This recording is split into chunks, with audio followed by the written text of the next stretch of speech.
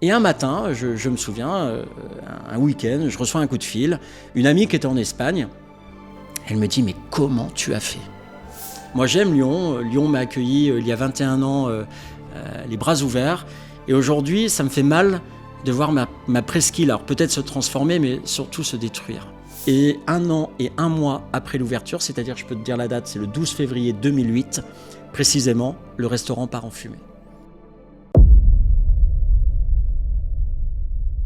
Bonjour et bienvenue à la Table des Chefs, le podcast qui accueille les bâtisseurs du monde de la restauration de demain. Aujourd'hui, j'ai l'honneur d'inviter quelqu'un d'exception, un chef restaurateur d'exception, encore une fois de plus. Mais avant de vous l'introduire, je tenais à vous remercier. Vous remercier pour le soutien qu'on a pu avoir pour l'annonce du premier épisode avec Jordan Thomas.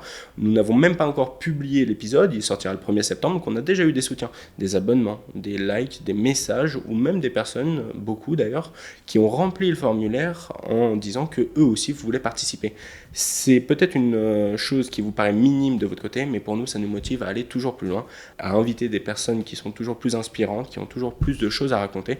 Et je tenais à vous remercier pour cette motivation que vous nous procurez. Aujourd'hui, j'invite un chef restaurateur qui est renommé à travers toute la France, et plus particulièrement dans la région lyonnaise, qui est passé par les plus grandes maisons de restauration de ce pays.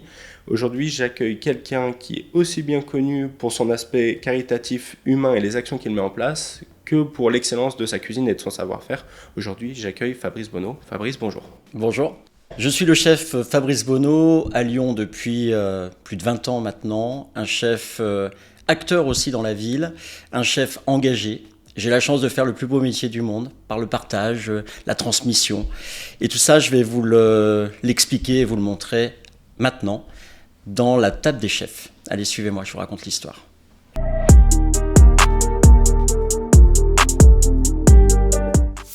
Fabrice, bonjour. Déjà, merci de nous accorder ce temps. C'est un épisode qui tient à cœur particulièrement pour la posture que tu incarnes, pour la personne que tu es au sein de la ville de Lyon. Moi-même est originaire des alentours lyonnais. On a des échos, on entend un peu plus parler. On va essayer de présenter ton histoire un peu plus en détail pour ceux qui ne connaîtraient pas les détails. Dans la globalité, pour ceux qui ne connaîtraient pas ton histoire, le but, c'est d'accorder un maximum de temps pour aborder tous les points. On va parler de ton excellence culinaire, ton parcours, déjà, ton enfance, ton restaurant aujourd'hui. Qu'est-ce que ça t'apporte aujourd'hui, où est-ce que tu en es, les actions aussi caritatives, humaines que tu mets en place, ton image, tu es un personnage de plus en plus public, tu prends parole, tu es, comme tu l'as dit, un restaurateur engagé. Il y a beaucoup de personnes qui mettent beaucoup de soutien en toi, pour qui tu es une personne qui leur permet de faire passer des messages, qui est très exposé. Donc on va aborder à peu près tous ces points-là à travers ce podcast. Le but, c'est d'avoir quelque chose de spontané, comme à chaque fois. Avant tout, je ne sais pas si tu étais au courant, mais on offre un cadeau à chaque fois. Ah oui. Ouais, tout le temps, on essaye. Ça me va comme ça. À chaque fois, on essaye, justement. Je ne sais pas si ça va te plaire ou pas, tu me le diras. On voulait faire quelque chose. À la base, j'avais eu cette idée que je garderai pour un prochain. C'était un couteau gravé. Mais tu le sais, ça s'est profilé au dernier moment. On a pu tous les deux. Donc, grand bien nous fasse. Du coup, je t'offre une bouteille, une belle bouteille, qui est sur les méthodes viticoles de Rouennaise. Donc, petit clin d'œil. C'est une belle bouteille de la Maison du Jardin. Pour ceux qui connaîtraient justement, et tu me diras ce que tu en penses. On l'a pris chez un caviste qui m'est un bon ami à moi. Donc voilà, je vous mets la référence du caviste en description. Et puis voilà, les canons, voilà, Saint-Genis. Merci beaucoup. Il n'y a pas de quoi. C'est toujours une coutume, nous, c'est une tradition qu'on a, on offre toujours un petit cadeau. Et puis voilà, tu me diras ce que tu en penses. Bien sûr. Tu me diras. Ok. On trinquera même ensemble. Avec grand plaisir. Ensemble. C'est le partage. Hein. Avec grand plaisir. Voilà. C'est noté, fallait pas me le dire deux fois. Donc, moi, j'aimerais commencer par ton enfance. Je crois que c'est le point dont on a le moins abordé. J'ai eu 2-3 échos par ton bras droit, Lucas. On a réussi à avoir les grandes lignes. Si je dis pas n'importe quoi, tu nais et tu grandis à Rouen. Oui. Quelle a été ton enfance? Plutôt bon élève, mauvais élève, famille modeste, où est-ce que tu te places? Quelle a été ton enfance? Alors, pour moi, déjà avant toute chose, c'est très compliqué de me retourner. Moi, je suis quelqu'un qui avance et je l'ai toujours montré par mes actions, par mon travail, par ma volonté. De regarder le passé, c'est compliqué. J'ai été obligé de le faire il y a quelques années maintenant, quand j'ai écrit un de mes livres. Je suis auteur de plusieurs livres, et il y en a un qui s'appelle L'ordre des choses. Et en fait, quand je me suis retourné à ce moment-là pour trouver un titre à ce livre, donc ça a été L'ordre des choses, et de revenir sur la petite enfance, je me suis aperçu que c'était pas évident pour moi.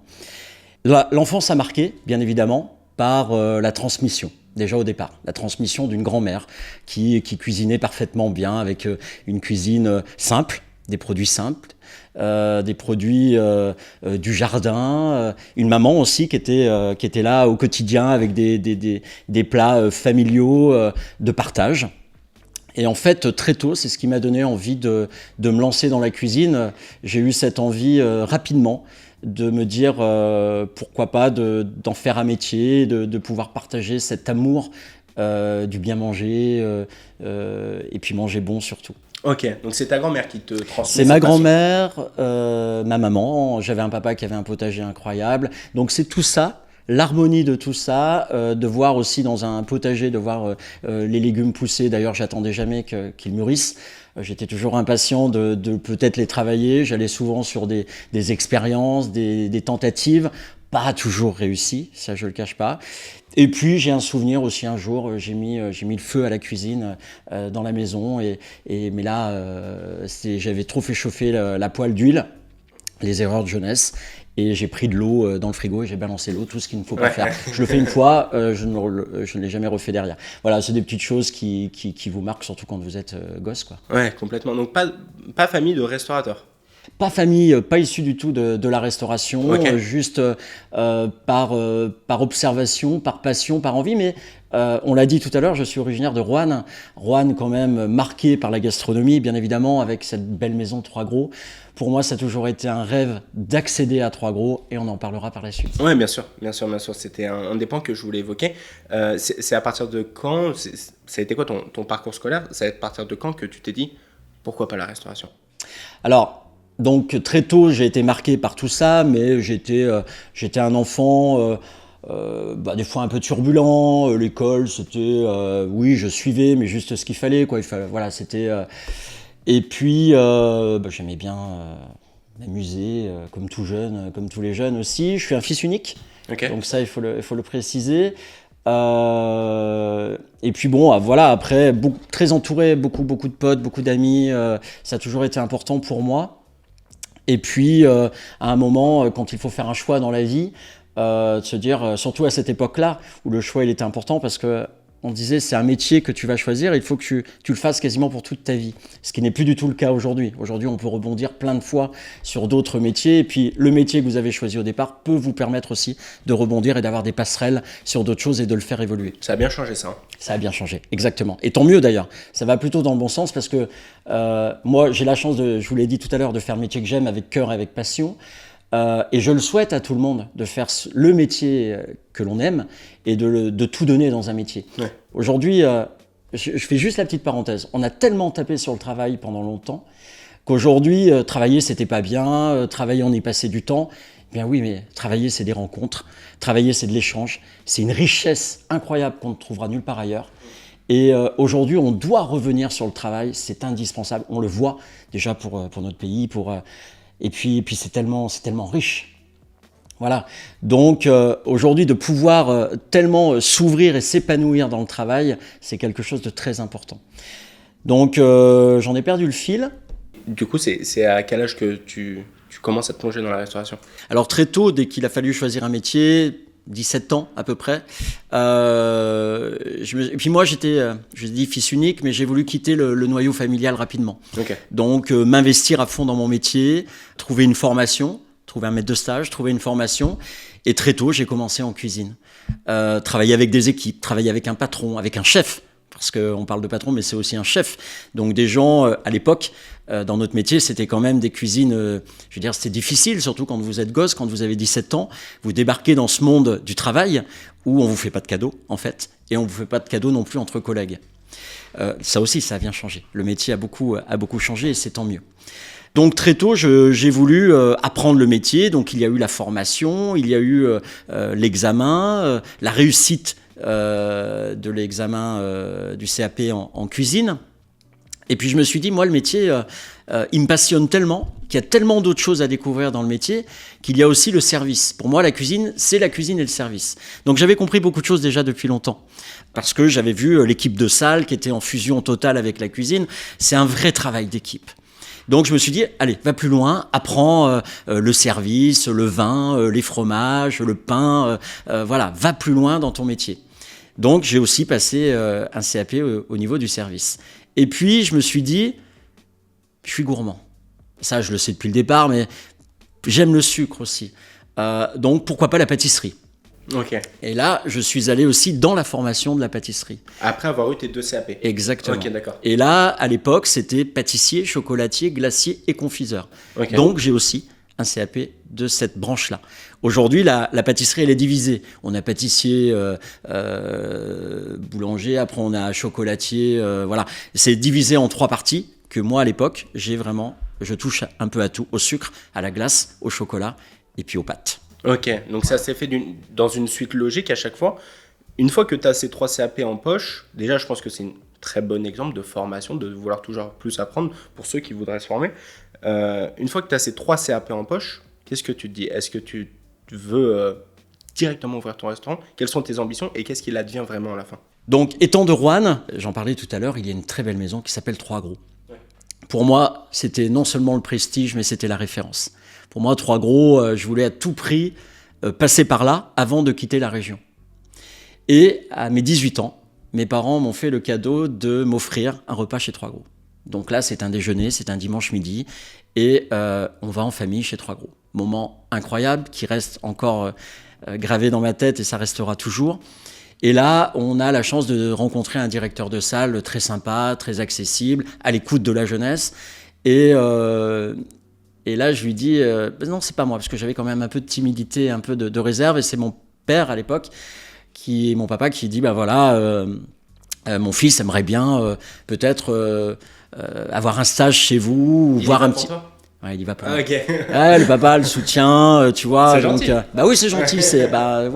On soutient son enfant et puis on essaye de l'accompagner. Surtout à cette époque-là, j'étais encore très jeune et on n'a pas toujours, face à ces gens-là d'expérience, on n'a pas forcément la démarche et le tact et voilà de dire voilà ce qu'on veut faire. Donc il a la démarche pour moi. En place, ça se met très vite en place, déjà la visite de l'établissement, très sympathique. Je rentre dans les cuisines, je salue le chef à l'époque, que je connaissais par les médias, par ce qu'on en disait, par son nom. Et puis voilà, et très vite ça se met en place. On imagine une observation, un stage d'observation, ça dure que quelques jours, et ça va beaucoup plus loin et ça va beaucoup plus vite. C'est-à-dire très vite, on me dit, si vous voulez, vous pouvez travailler pour nous. Ça, pour moi, c'était exceptionnel parce que on se souvient à l'époque, rentrer dans des établissements comme Trois Gros, c'est inaccessible. C'est-à-dire, ils avaient des tonnes de dossiers, et puis il fallait avoir la chance déjà de mettre un pas, et puis de pouvoir tenir. Okay. C'était des maisons à la fois avec beaucoup de rigueur, très difficiles, mais on n'oublie pas qu'on est sur l'excellence de la cuisine, l'excellence du métier. Et puis, on est avec les chefs les plus connus au monde. Il y a Bocuse, on est à Lyon, que j'ai eu la chance de côtoyer à plusieurs reprises, et Trois Gros, Pierre Trois Gros. Et j'ai cette chance de rentrer chez Trois Gros. Donc, je rentre chez Trois Gros un beau matin, et là, voilà, pour moi, ça a été un pas dans ce grand monde de la gastronomie, et je savais que j'avais tout à apprendre. Okay. J'avais tout à apprendre, et qu'il fallait que je prenne vite tous les codes, et surtout pouvoir tenir dans cet établissement. Ok. Je vois. Donc, si je comprends bien, le jour de tes 18 ans, on t'offre un repas chez Trois Gros par tes parents. Oui. Ton père fait la démarche pour toi, un peu trop timide, d'y aller. Ça se fait. Oui. Dans un établissement comme Trois Gros, c'est super. Enfin, je pense pas que ça court les rues, ce genre de processus. Surtout à l'époque. Bah ouais. Surtout à l'époque. Aujourd'hui, on recherche du personnel, mais à cette époque-là, je pense qu'il fallait avoir un coup de chance. Donc, tu as ce coup de chance. Ils t'offrent un stage et directement après, ils te disent intègre l'équipe. Oui, exactement. En tant que J'étais commis. Ok. Parce qu'on rentre pas chef de C'est rang, on déjà rentre pas énorme. maître d'hôtel, mais déjà commis, c'est déjà exceptionnel. Ah. Et j'ai eu la chance de passer sur différents postes, que ce soit le petit déjeuner du matin, que ce soit le service en salle, que ce soit au bar. Donc j'ai eu la chance d'intégrer différentes équipes parce que c'est une grande maison. Moi je débarque, j'ai 18 ans, 17-18 ans, non un peu plus parce que la formation est terminée, donc on va dire 19-20 ans. Et là on intègre les plus grandes maisons. Je vous assure que sur les premiers services, on l'oublie pas ça. Ouais, C'est-à-dire bien on est un peu dans ses petits souliers, quoi. Ouais, bien sûr, je vois. Ok, complètement. Déjà, début idéal pour la restauration.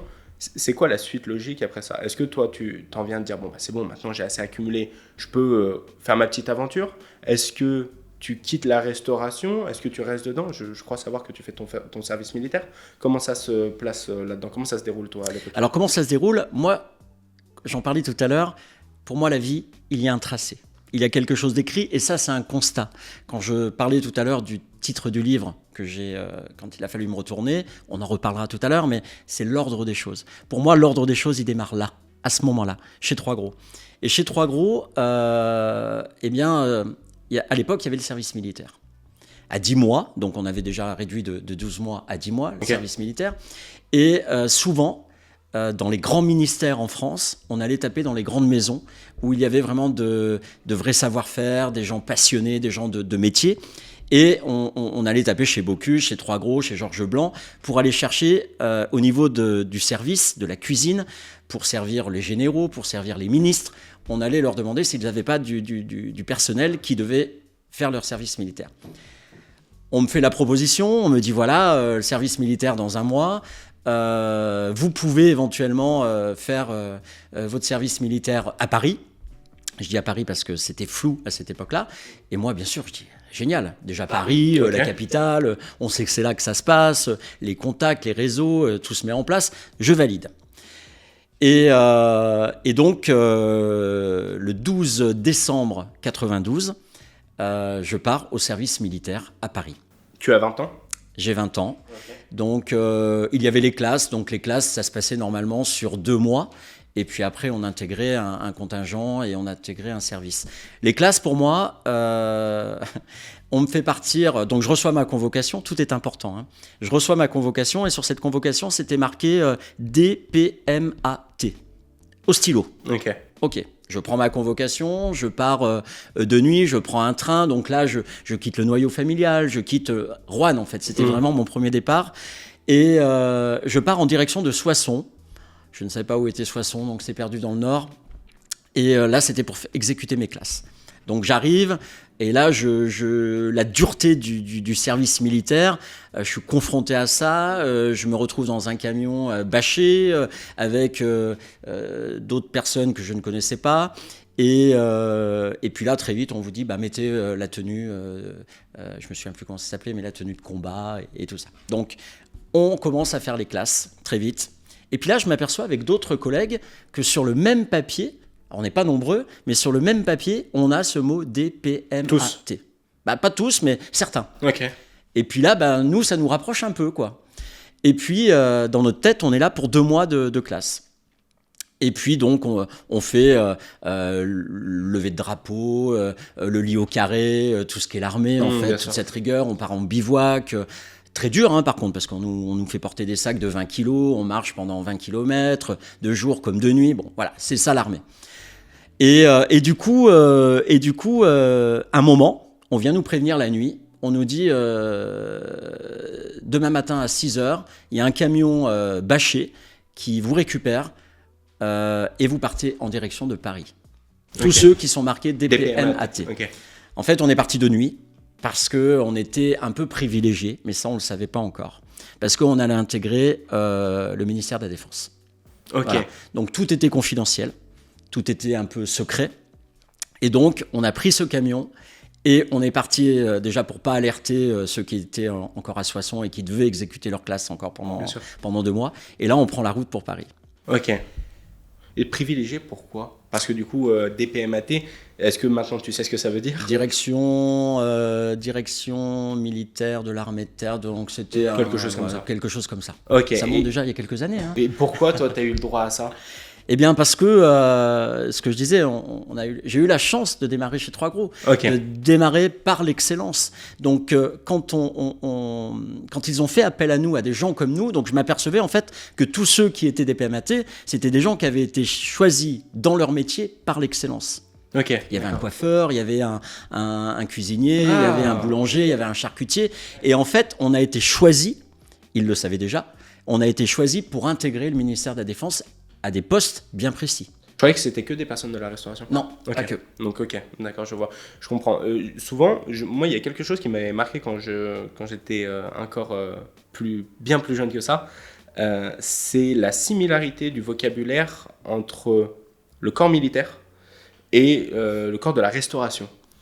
Est-ce que c'est une simple coïncidence ou est-ce que toi qui as connu les deux, est-ce que tu vois des similarités justement? On dit qu'on ne te fait pas de cadeaux. Bien sûr.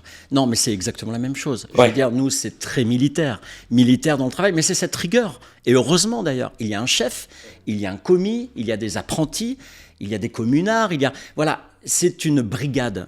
Et à l'armée, il y a aussi la brigade. Et on respecte le chef.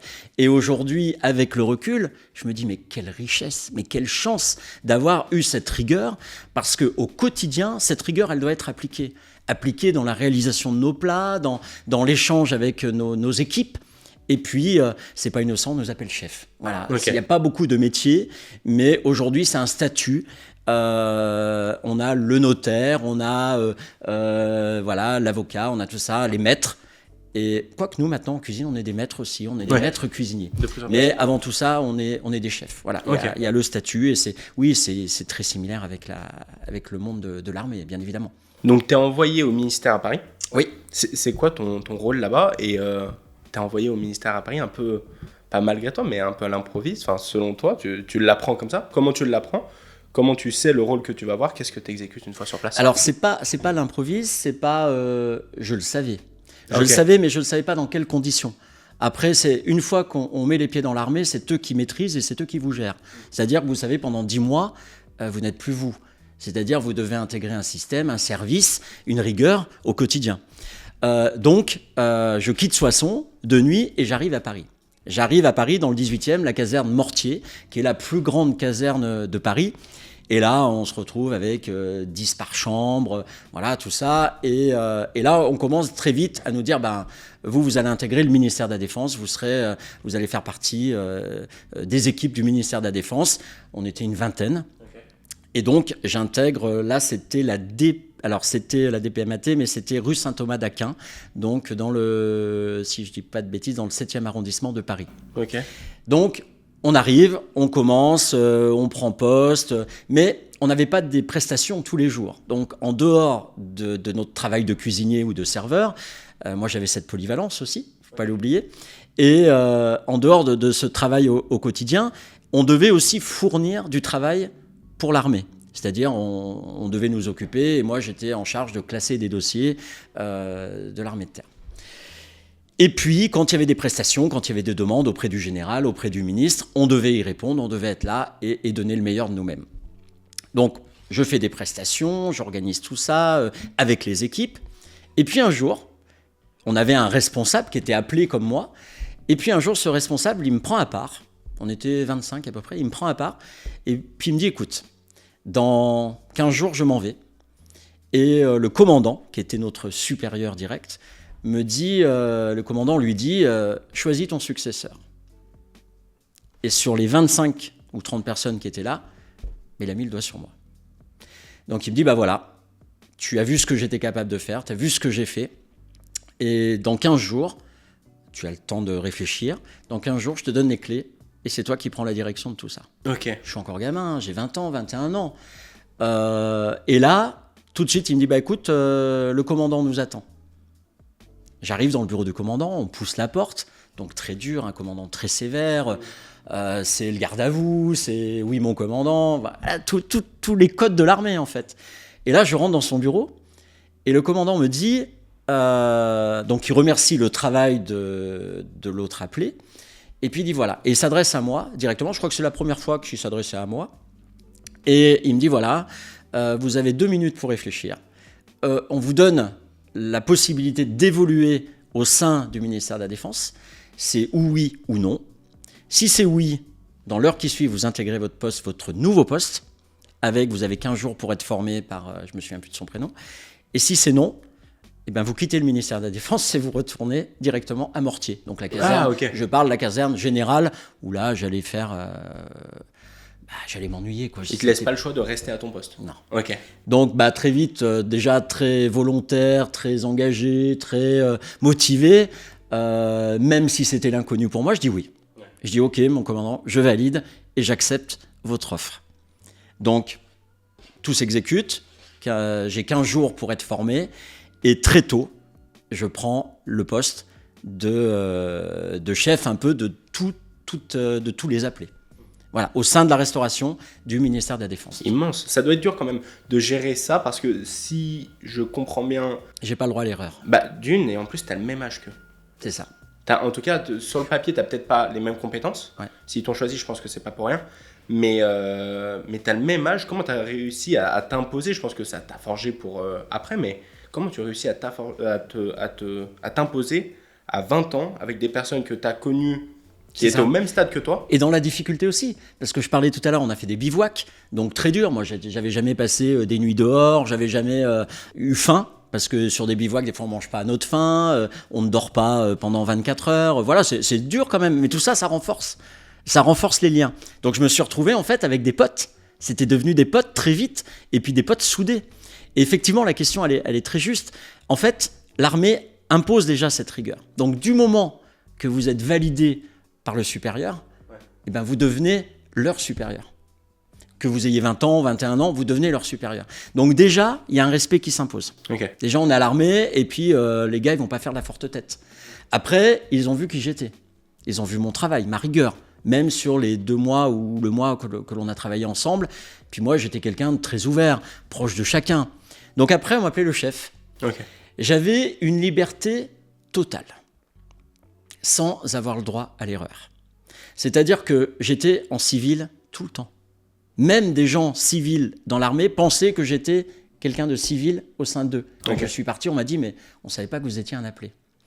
J'avais cette liberté, j'avais un chauffeur à disposition, voilà. Mais par contre, quand on me mettait quand on me disait, il faut organiser telle prestation, une des plus grosses prestations que j'ai en souvenir, c'est au sein d'un grand centre à Paris, c'est une cour. Et on me dit, voilà, on vous donne les clés de cette cour et dans une semaine, vous avez une prestation de 500 personnes à organiser. Ok. Donc là, je mets tout en place. En tant que chef, du coup. En tant que chef, mais chef, pas que le chef de cuisine, parce que je gérais tout. En fait, j'avais toutes mes équipes à mon service. Voilà. Mais ça a été riche d'expériences, riche de rencontres, riche de réseaux. Parce qu'aujourd'hui, je commençais déjà, parce que je l'avais compris, à former, à faire mon réseau. Ouais. Voilà, parce que moi, je vivais dans Paris, j'avais mon appartement à Paris. Voilà. Et j'ai eu la chance, ce qui n'est pas simple d'intégrer Paris, j'ai eu la chance de faire mon service militaire à Paris et de le faire avec des Parisiens. C'est eux qui m'ont permis et qui m'ont ouvert les portes sur Paris. Ok. C'est pour ça que par la suite, j'ai voulu très vite m'installer à Paris, parce que pour moi, c'est là que ça se passait, quoi. Ok, on s'intègre très vite à la région parisienne, t'es pas le premier qui me le dit. Pas forcément. Ah bon ? Pas forcément, mais encore une fois, je pense qu'il faut l'aide ou un soutien de Parisiens pour vous ouvrir les portes plus facilement. Ouais, bien sûr. Moi, j'ai eu des expériences de gens qui ont voulu faire comme moi, ils sont restés 4-5 jours et ils sont repartis parce qu'ils n'ont pas réussi à s'intégrer. C'est sûr que ça doit être une expérience enrichissante, surtout à un si jeune âge, je pense que ça a réussi à te forger. Ça a été quoi la suite de ça, justement ? Tu restes à Paris ? Oui, je reste à Paris. Bien sûr qu'à l'époque, j'avais déjà ma petite amie. Ma petite amie qui était restée sur la région rouennaise. Okay. Et puis un beau jour, je l'appelle, je lui dis écoute, elle faisait comment ça s'appelle ? C'était pour être enseignante, donc c'était l'IUFM. Okay, voilà, elle faisait l'IUFM. Donc je lui dis écoute, maintenant moi Paris j'adore. Je commence à faire ma place et c'est ici que je dois faire les plus grandes maisons avant d'exercer pour moi. Et je dis à Christine, écoute, si tu veux, on s'installe à Paris. Donc elle a quelques jours pour réfléchir, le service militaire se termine et très vite j'intègre Paris, je trouve un appartement à Paris, Christine monte à Paris et là on commence notre vie parisienne. Ok, et donc tu intègres notre maison, t'es dans quel objectif là ? Oui, bien sûr.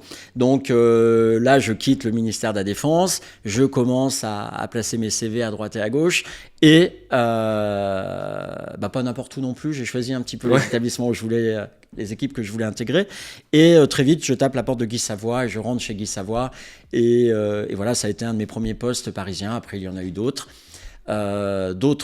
postes riches. Et puis, un poste qui a beaucoup marqué aussi mon passage à Paris, c'est Goumard-Prunier, temple du poisson parisien. Je rentre dans cet établissement commis. 15 jours après, je passe chef de rang. Un mois après, je passe maître d'hôtel. Et on va dire 2 ans après, 2 ou 3 ans après, je passe directeur de cet établissement. J'ai été un des plus jeunes directeurs de France à l'époque, de macarons au guide Michelin. Et je gérais salle et cuisine confondues. C'est énorme. Énorme. Énorme. Il y a un tracé, encore une fois, et ça va être la ligne conductrice de cette rencontre d'aujourd'hui. Ouais, bien sûr. Et ça, vous allez le comprendre au fur et à mesure. Parce que pour moi, ça a été la rencontre de ces gens chez Goumard, la confiance, mais vous intégrez des maisons comme celle-là, où vous avez des piliers qui sont à chaque poste, des gens qui ont de l'ancienneté, qui sont là depuis 20 ans, 30 ans, qui ont marqué leur époque, qui ont une richesse aussi par rapport à l'établissement.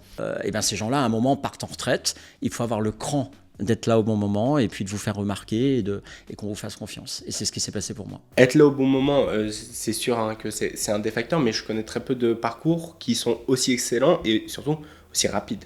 Je ne sais pas si c'est excellent. C'est... Goumard-Prunier. Non, c'est... savoir. Après, ouais, c'est pas un facteur de chance, il n'y a pas de chance, mais voilà, c'est les rencontres, et c'est jamais gagné. Et je me suis aperçu que ça n'a jamais été facile. Il a fallu aussi s'imposer, parce que là, encore une fois, on parlait tout à l'heure qu'on intègre des équipes. Vous arrivez, au bout de 15 jours, 3 semaines, on vous fait déjà évoluer de poste. Et puis voilà, il faut emmener les équipes avec vous. Qu'est-ce qui fait ça ? Comment ? Qu'est-ce qui fait ça que tu es arrivé à emmener les équipes avec toi et qu'on te fait évoluer de poste en 6 mois, tu disais ? C'est ça ? Ouais, très vite, très vite. Comment, à ton avis, qu'est-ce qu'ils ont souligné en toi qui ont fait qu'ils donnent une confiance très rapide ? Oui, tu as un CV qui est quand même très très solide, mais qu'est-ce qui fait sur place que c'est encore une fois cette rigueur ? Il y a autre chose qui rentre en jeu ? Une avancée, un regard déjà beaucoup d'observation, mais aussi, moi j'ai toujours voulu changer les choses. Ok. On parlait de l'ordre, mais j'ai voulu les changer aussi quelquefois. Et quand je rentre dans des maisons, dans des institutions comme Goumard, où on a l'impression que tout est figé dans le marbre, et quand je dis dans le marbre, effectivement, il y avait du marbre partout, on avait des lustres Lalique, pour vous mettre un peu l'époque, on avait les toilettes de France, c'était les seules toilettes classées monuments historiques. On rentre dans un musée, dans un temple. Et là, le temple, il était même au niveau du service, au niveau de la cuisine. Mais quand vous arrivez là et que vous dites à la direction, aux gens qui vous entourent, aux maîtres d'hôtel, et si on faisait comme ça ? Et si on tournait la table comme ça ? Et si on changeait le nappage ? Et si on apportait un autre service ? Eh bien, tout ça, c'est aussi observé. Et puis, à un moment, on se dit, tiens, ce gars-là, il va peut-être nous amener aussi une fraîcheur. Quelque chose qu'on attend. Et voilà, c'est comme ça que ça s'est fait. En fait, si je comprends bien, à titre personnel, la première impression que j'aurais pu avoir si on me parle de quelqu'un qui arrive aussi jeune, à des niveaux aussi bons, aussi hauts, c'est de me dire, punaise, le poids qu'il doit avoir sur les épaules pour faire aussi bon. Toi, tu n'as pas cherché à faire aussi bon, tu as cherché à faire meilleur, à faire autre chose aussi, pourquoi pas, bien tout sûr. En gardant cette excellence. Il faut garder sa personnalité. Ouais. Il faut pas oublier qui l'on est. Donc des fois aussi avec de la dureté, des fois avec des mots, parce qu'il ne faut pas s'oublier derrière la volonté, derrière les choix. Et ça, c'est très important sur toute une carrière, en fait. C'est-à-dire qu'on a une identité, on est quelqu'un, ça, il faut jamais l'oublier, dans tous les métiers. Et ça, il faut le défendre. C'est-à-dire qu'il faut défendre nos valeurs et défendre qui l'on est, mais tout en apportant aussi de la modernité, du changement dans ce que l'on fait, si on peut le faire. On ne peut pas le faire dans tous les métiers. Mais dès qu'on vous donne l'opportunité, la façon de le faire, ou la possibilité de le faire, il faut le faire. C'est quoi ton état d'esprit, là ? Bon, t'as pas encore regardé derrière toi, si j'ai cru comprendre à ce moment-là. Mais est-ce qu'à un moment, tu réalises quand même que le parcours est très, très, très, très bon ? Est-ce qu'à un moment, ça te monte pas un peu à la tête ? Surtout à 20 ans, non ? Pas du tout. Il y a aucun... de toute façon, ça va tellement vite pour moi. Ça se construit, ça se fait. Je me forme parce que je continue à me former. En fait, on se forme toute la vie. Bien sûr. On apprend tout le temps. Bien sûr. Si je disais qu'aujourd'hui, j'ai plus rien à apprendre, c'est faux. Aujourd'hui, j'apprends tellement. J'apprends même de l'échange que l'on a aujourd'hui. Il y a tellement de choses. Non, non, puis on n'a pas le temps d'y penser. Parce qu'en fait, on rentre dans des institutions où c'est riche de tout. D'une cuisine qui évolue, d'un service qui avance, d'une clientèle que je découvre. Parce que là, je touchais les plus grands de ce monde. Et ça, je le dirai par la suite. J'ai eu la chance, aujourd'hui, d'avoir côtoyé les plus grands de ce monde. Et ça, je peux le dire. Et Ça va c'est qui? ça va de la reine Fabiola de Belgique, ça va de Gorbatchev, ça va de Sarkozy, ça va de Madonna, ça va de Pavarotti, Mireille Mathieu, voilà. Et il y a eu des échanges avec beaucoup, et des échanges riches aussi. Et je ne dirais pas, mais il y a une reine qui voulait que j'aille travailler pour elle. Ok, Voilà. ok. À 20 ans, Ouais. t'as la chance méritée d'avoir ce genre d'échange. C'est quoi, t'en retires quoi de ce genre d'échange, justement? Surtout qu'à l'époque, j'imagine que tu réalises à qui tu es en train de parler. Est-ce que ça change un peu ta posture par rapport à eux? Ou est-ce que au contraire, tu parles comme là, nous, on est en train de parler? Et qu'est-ce qu'ils te donnent comme conseil? C'est quoi les échanges que tu as pu avoir? Alors, on n'oublie pas qu'on est jeune, Ouais. donc il y a aussi cette timidité qui était toujours là. Hein. J'étais un enfant assez timide, assez réservé. Après, c'est le métier qui m'a forcé, qui m'a poussé à changer et à être différent. Mais on a quand on a affaire à ces gens-là aussi, surtout quand on peut les approcher. Moi, Madonna, j'ai eu des échanges incroyables. Ça n'a pas duré longtemps, mais j'ai passé un petit moment avec elle. Déjà, je l'ai servie, j'ai échangé avec elle. J'ai été à côté d'elle quand il a fallu qu'elle quitte l'établissement. Ok. Donc j'ai senti en elle cette maîtrise et ce contrôle de soi avant d'affronter. Elle était bien, elle était détendue, elle était sereine avec nous. Et dès qu'elle a pris son personnage de star, parce que c'était dans les années 94, 95, Ok. donc c'était... voilà, elle mangeait chez nous. Déjà, 1 heure avant, on ne savait pas qu'elle allait être chez nous. Elle avait réservé dans 3 établissements à Paris. Les contrôles de sécurité, ça faisait déjà 1 semaine qu'ils venaient vérifier l'établissement. Et sur les 3 établissements, elle pouvait débarquer sur un des 3. Ok. Et elle a débarqué chez nous. Voilà. Et ça a été un moment magique. Je parle de Madonna, mais Pavarotti, ça a été pareil. Mireille Mathieu, ça vous parle peut-être pas, mais Si. voilà. Mireille Mathieu, on avait un grand escalier magnifique. Et ça a été la dernière cliente à partir. Elle me prend par le bras. Et elle se met à chanter. Et là, j'en avais les frissons. Et elle me regarde, elle me dit « Quand je suis heureux, je chante ». Voilà. Et on a descendu les escaliers ensemble. Et voilà, c'est des moments Ouais, je te qui sentais sont- à l'aise quand même. Ouais. C'est bien. Il y a Oui. une certaine proximité. Ouais, c'est ça. Ok. Il y a aussi cette façon de peut-être quelque part mettre les gens à l'aise. Donc, tu me parles de 94-95. Tu sors de ces maisons à quel âge et quelle est la suite? Alors là, on est chez Goumard Prunier, c'est là que je me forme. Parce que je me dis, c'est pas le moment de lâcher. On te donne l'accessibilité, on te donne la possibilité d'être au top. Donc là, après, c'est tout un réseau qui s'ouvre. C'est-à-dire les directeurs d'hôtels, les directeurs de palaces, tout le monde. En fait, tu côtoies et tu connais tout le monde, le grand monde. Donc là, on parle de gens connus, mais aussi il y a des gens qui sont beaucoup plus connus, mais pas du même réseau, en fait. Voilà. Donc, en fait, tu as accès à beaucoup de monde. Ok. Et tu veux trouver une autre maison ou directement tu reviens sur Lyon? Comment ça se passe? Moi, chez Goumard, j'y reste 10 ans, 11 ans. Ok. Donc, je reste dans cette maison, je fais des rencontres incroyables, humaines. Et on va en parler tout de suite, mais un jour, on m'appelle et on me dit,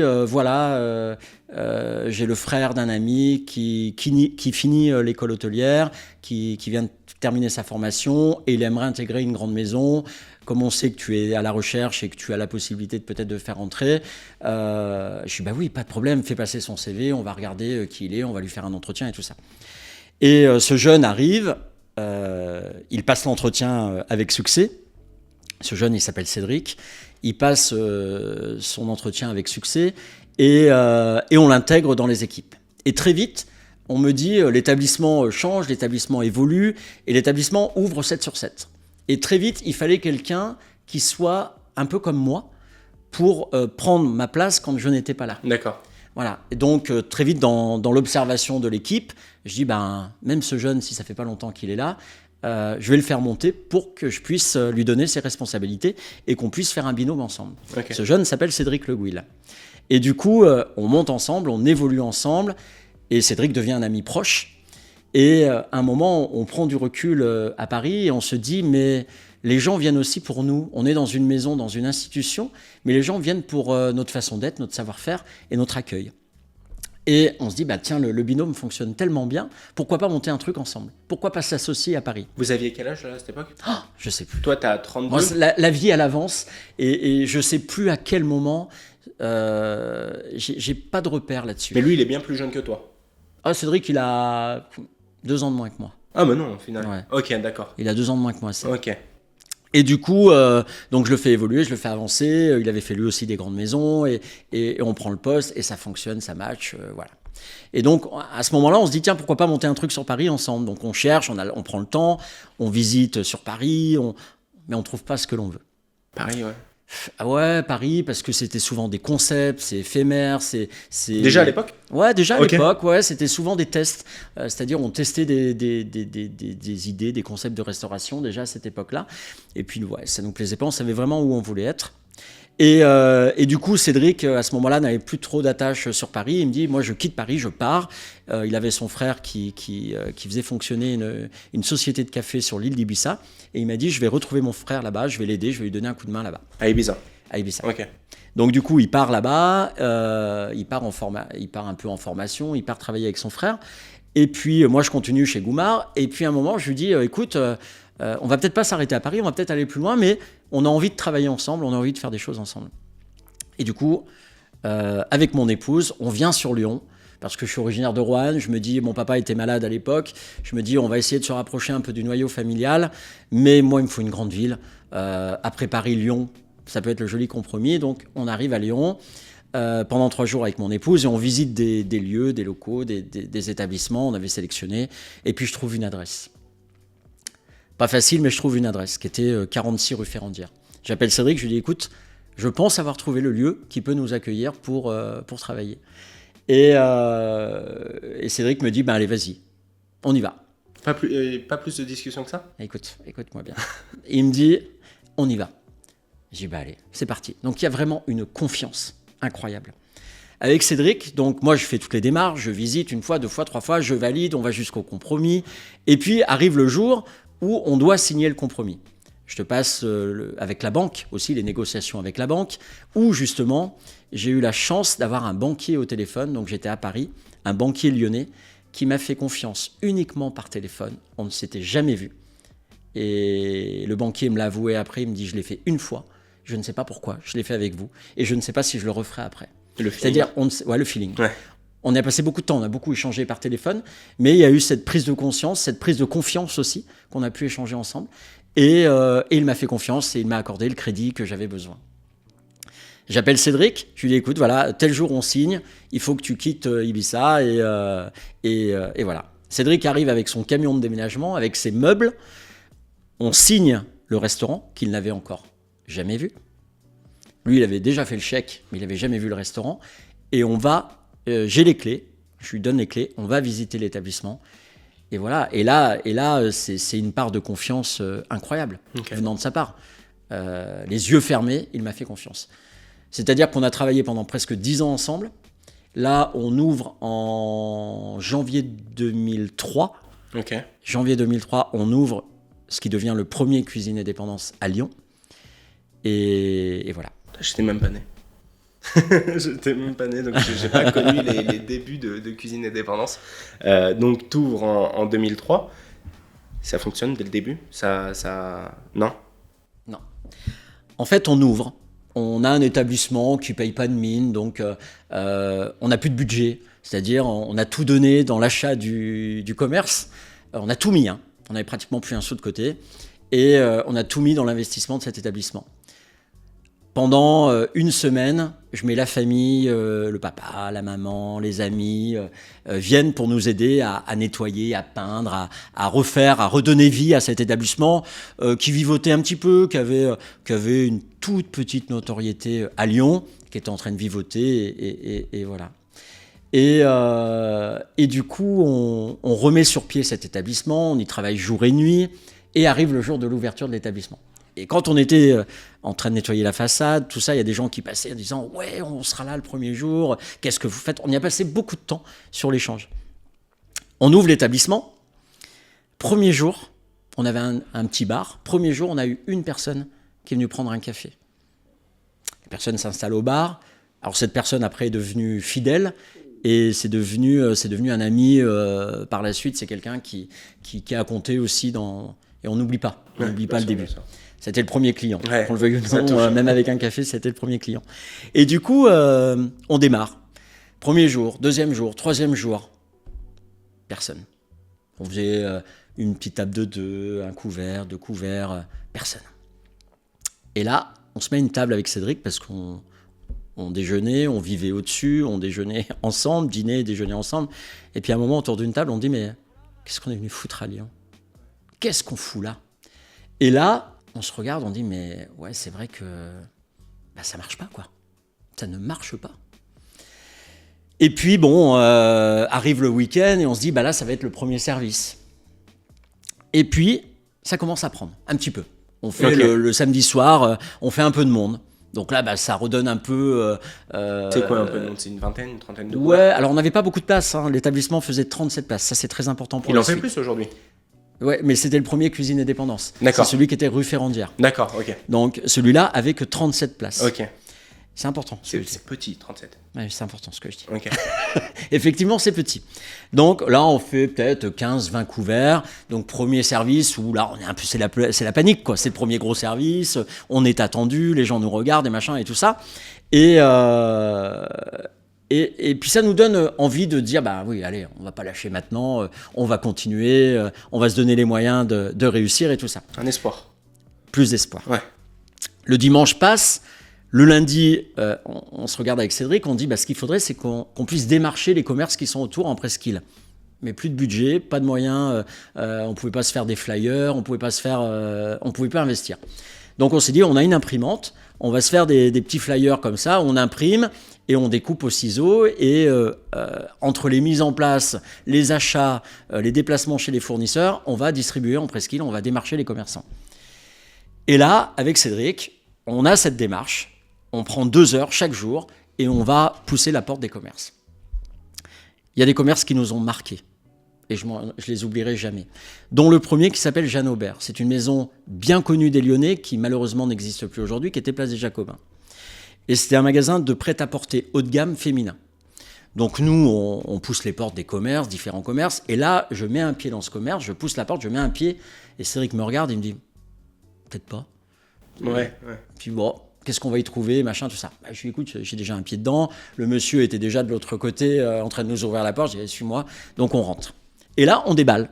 Je déballe qui je suis, ce que l'on vient faire à Lyon, pourquoi on est là et tout ça. Et le monsieur nous laisse parler pendant 10 minutes. C'était monsieur Presburger, une figure très connue à Lyon. Il nous laisse parler. Et puis il m'arrête. Il me dit, mais de voir des chefs parler aussi bien de leur métier, de leur passion, vous m'avez séduit. Il est où votre restaurant ? Est-ce que vous avez une table pour 2 à midi ? Je viens avec mon épouse, on vient manger. Je dis ok, pas de souci. Donc on réserve la table. Et puis voilà, on l'a fait avec d'autres commerçants comme ça. Et en fait, c'était très judicieux parce que les commerces, entre eux, les patrons, parlaient et disaient à l'heure du déjeuner, si vous voulez aller manger, vous allez manger chez Cuisine et Dépendance. C'est une petite adresse, c'est là, vous y allez de notre part. Et très vite, on a commencé à remplir comme ça. Ce sont devenus des gens fidèles, des clients fidèles, des gens où on avait beaucoup d'affection, et on a commencé à élargir le réseau comme ça. Et au bout de 15 jours, non pas de 15 jours, allez, au bout d'un mois, on commence à afficher complet midi et soir. Et là, c'est un truc de fou. C'est-à-dire, on n'est que 2. Cédric en salle, moi en cuisine. On n'a personne d'autre. Parce que déjà, on n'avait pas les moyens. C'était énorme.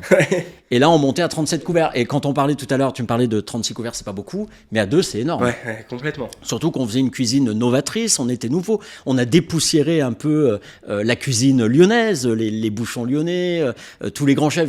Je citerai pas de nom parce que ce sont des amis aujourd'hui, mais tous les grands chefs qui ont marqué cette époque de la gastronomie et de la cuisine française et lyonnaise. Et on a dépoussiéré ce monde-là en arrivant avec notre fraîcheur, notre jeunesse et notre cuisine. Bien sûr. Et les gens venaient, on s'en rendait même pas compte, et des fois on sortait la tête de l'eau en disant « Oh, mais c'est de la folie !» Donc, On était obligé d'élargir un peu les services, d'agrandir les services, parce que moi, il y a des gens qui m'appelaient en me disant « Mais chef, ça fait 2 fois, 3 fois, 4 fois qu'on essaye de venir manger chez vous, on ne peut pas. » La petite anecdote aussi qui est très drôle, un matin, j'ai la porte qui s'ouvre et puis une femme qui débarque, elle me dit « Je suis journaliste et on m'a cité 3 adresses à Lyon et vous faites partie des 3 adresses. » Les autres, je peux les citer parce que j'en suis fier. C'était Paul Bocuse, Nicolas Lebec à l'époque et Fabrice Bonneau. Donc je faisais partie des 3 adresses lyonnaises, on était incontournables à Lyon. Cette personne, elle débarque et je la reçois comme là et on échange pendant 1 heure. Je ne savais pas quel magazine c'était, quel support c'était, elle part et puis on en oublie presque l'existence de cet échange et de cet exercice. Passe 1 mois, 2 mois, 3 mois, 6 mois et un matin, je me souviens, un week-end, je reçois un coup de fil, une amie qui était en Espagne, elle me dit « Mais comment tu as fait ?» Je lui dis « Comment j'ai fait quoi ?» C'est ton amie qui t'appelle, tu es au courant de rien? Je suis au courant de rien. Elle est en Espagne. Elle m'appelle, elle me dit « Mais comment tu as fait ?» Je dis « Mais comment j'ai fait quoi ?» Elle me dit « Tu as une page dans le Financial Times, qui est équivalent à Le Monde. » Oui, au bien monde. sûr.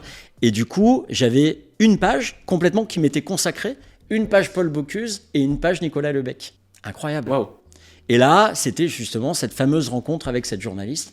Et à partir de ce moment-là, ça a marqué un grand tournant dans ma carrière parce que, en fait, les gens nous ont découvert un peu de partout. Et quand les étrangers étaient à Lyon, on devenait l'adresse. Et c'est-à-dire, j'ai vécu quelque chose d'incroyable et je le souhaite à tout le monde aujourd'hui de vivre la même chose. C'est-à-dire qu'on a été l'adresse incontournable à Lyon. Je ne voulais pas faire partie d'un effet de mode. Pour moi, j'ai toujours voulu lutter contre ça parce que pour moi, la mode, c'est éphémère. Ça passe. Et les modes passent et les temps passent et on devient vite has-been quand on est là-dedans et pour s'en relever, c'est autre chose. Donc je me suis toujours battu quand les articles disaient oui, c'est la mode, c'est le restaurant à tendance du moment. Attention. J'avais même eu un article un jour dans l'Express où le journaliste avait titré l'article en disant « Cuisine et dépendance, une drogue dure ». C'est pas mal ça. Ouais. C'était pas mal. Pas mal. Donc voilà, il y en a eu et on pourrait en parler pendant des heures, mais c'est vrai que ça a été des moments très forts et des moments qui m'ont permis de m'imposer quelque part et d'être là dans cette scène lyonnaise, qui n'est pas évident d'ailleurs, hein, parce qu'on arrive de Paris, très vite on vous met l'étiquette parisien, j'étais pas du tout parisien, je suis plutôt rouennais, même si j'ai passé 10 ans à Paris, donc c'est une étiquette qui est pas facile à porter, et on vous la colle comme ça, et ce sont les Parisiens, Cédric et Fabrice, ce sont des Parisiens, pas du tout. Et donc s'imposer dans le monde lyonnais, et en plus j'étais un élève de Trois Gros et pas un élève de Bocuse, donc voilà, il y avait plein de choses qui faisaient que j'étais un petit peu un électron libre et je le suis resté. Un peu à contre-courant. Un peu. Justement, quand tu arrives à ce stade-là, sur le premier du coup, Cuisine et Dépendance, ça fait combien de temps que tu as lancé? Le premier Cuisine et Dépendance, avec le succès là, Ouais, c'est ça. allez, ça fait un an et demi. C'est rapide quand même. C'est très rapide. C'est rapide, surtout que t'es pas resté sur une période creuse très longtemps. Au bout de 2 semaines, ça a commencé un mois. Un mois, c'est énorme. Un mois où il se passait, je veux dire, où ça a commencé à prendre. Il y en a qui vont mettre 1 an, 2 ans avant que l'établissement démarre. Je trouve que ça a été très très vite. Après, on a fait ce qu'il fallait. Bien sûr. Là, il n'y a pas de mystère, il n'y a pas de secret. On a vraiment fait ce qu'il fallait. On a activé les réseaux avant tout le monde. Alors, il n'y avait pas encore Internet, il n'y avait pas Insta, il n'y avait pas Facebook. Mais on a su faire. On a su s'imposer et on a su devenir un nom très vite. Donc, en 1 an, tu arrives à devenir un des incontournables de Lyon. Oui. C'est quoi votre état d'esprit avec Cédric, justement? Vous vous posez, vous vous dites, on va rester comme ça et puis... advienne que pourra, on verra bien ce qui arrivera. Ou alors tu dis plus? Moi, je dis toujours plus de toute façon. Ouais. Moi, j'avance. Pour moi, je ne vais pas me contenter de ce que j'ai aujourd'hui. Je suis quelqu'un, je te l'ai dit tout à l'heure, je me projette. Et ça, la façon de se projeter, d'avancer, ça te permet d'aller beaucoup plus loin et plus vite aussi. C'est-à-dire, tu prends une longueur d'avance sur tous les autres. Comment tu te projettes là? C'est quoi concrètement? Tu te dis, on va grandir, Bien sûr, le projet, c'est de se dire, oui, on va... Là, parce que là, je te disais qu'on était 2, mais très vite, on a commencé à prendre une personne à mi-temps, à prendre une personne à plein temps, à prendre un second de cuisine, à prendre un plongeur, à prendre du personnel en salle. À 37 à 2, c'est compliqué. Ah ouais, on est monté sur cette structure, on est monté à 8. Ok. 35 places, on avait quoi? La salle de restaurant, elle faisait 100 mètres carrés. Tu fais 15 roulements par service, du coup? On faisait, non, par la force parce qu'on nous le demandait, on faisait plusieurs services. Okay. C'est-à-dire, on arrivait à renouveler quelques tables. Alors, c'était pas le but d'en faire trop, mais c'était surtout le but de satisfaire. Ouais. Parce qu'il y avait tellement d'attentes et tellement de demandes, c'est une pression quand même. Chaque jour, quand tu sais que les cahiers de réservation sont pleins et tu sais ce que viennent chercher les gens. Ils viennent chercher peut-être pour la première fois une découverte, une cuisine. Donc, ils te découvrent. Tu n'as pas le droit de les décevoir. Donc, il faut que tu sois à 300 à l'heure chaque jour, quoi. Et donc, tu t'en viens à agrandir du coup cette salle? Tu bouges? Qu'est-ce que tu fais? Alors, on se bouge. On se dit, là, on est à Lyon. Donc, on va marquer aussi ces moments forts. Donc, on fait une inauguration. Un établissement, il faut l'inaugurer. Okay. Et encore une fois, je ne fais pas les choses à moitié. Je suis rue Ferrandière, qui est une petite rue qui était un peu glauque à l'époque. Nous, on transforme complètement la rue, on transforme complètement le quartier. D'ailleurs, les autres établissements à côté se sont un peu appuyés sur notre notoriété pour exister. Même pas qu'un peu, même beaucoup. Ils se sont beaucoup inspirés de notre travail, mais tant mieux. Si on inspire les gens, on est là pour ça aussi. Et je dis, tiens, on va faire une inauguration. Mais on va pas faire une inauguration comme tout le monde. J'ai dit, on va bloquer la rue. Okay. Déjà, l'idée de faire des événements en grande pompe, en fait, quelque part. Donc, on bloque la rue. Je me dis, on va apporter un concept, on va apporter un décor. Je fais venir du sable blanc. Donc, on recouvre la rue de sable blanc. Je fais venir par grue 15 palmiers de 3 mètres. Je mets des terrasses en teck, en caillebotis. Et là, je reçois 500 invités. Mais ça c'est 6 mois après l'ouverture. C'est à Ferrandière, ça? Non, c'est rue Ferrandière. Ok, parce que t'as agrandi. Oui, on va y venir. D'accord, ok. Je me suis dit, il a changé d'établissement. Non, okay. C'est rue Ferrandière, donc comme l'établissement était petit et qu'on recevait beaucoup de public, je me suis dit, je ne vais pas pouvoir les recevoir dans mes 100 mètres carrés. Donc il faut se donner l'importance et faire quelque chose de bien. Et là, j'avais 500 personnes. Et le fameux banquier qui m'a fait confiance, au tout début, juste par téléphone, il était convié, bien sûr, invité. Il a été un maillon important dans cette avancée. Il arrive et je le vois, les bras croisés comme ça, il regarde autour de lui et il hallucine. Il me dit, ces jeunes-là, il me dit, en 6 mois, ils ont réussi à séduire la ville entière. C'est-à-dire que les gens qui étaient présents, les 500 invités, c'était la ville. C'était les gens qui font Lyon, qui ont fait Lyon, qui ont marqué une époque.